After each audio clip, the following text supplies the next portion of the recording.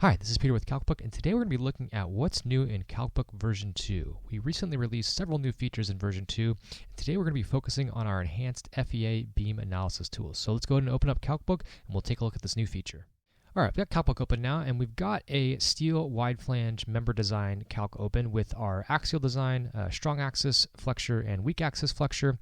And when you open those items, it will automatically populate the correct loading and support options. So if you only have strong axis, it will only show you strong axis. So a couple things here up top for the general configuration. You can decide whether or not you want to include the self-weight of the member. You can rotate the beam 90 degrees.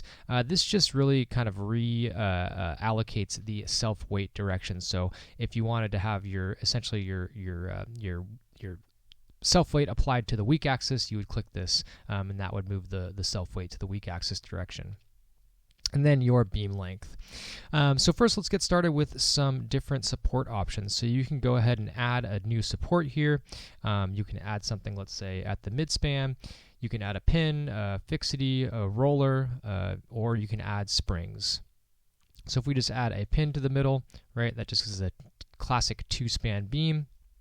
And every time you make a change that affects the maximum forces, it will automatically update to find the max force.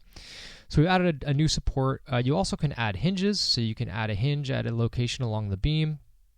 And then we have our loading. So if we want to enter a load, we can go to add load. We have point load, uniform load, partial uniform, applied moment, trapezoidal load, or you can also add a settlement to the beam. So if we wanted just to start with a point load, we can say we have a 3 kip load at 6 feet, and we'll start showing in our loading summary here. We can add another load. We can say we have a distributed load, maybe 1 kip per foot across the whole beam, and that will add it as well. And then we could add maybe a point moment too.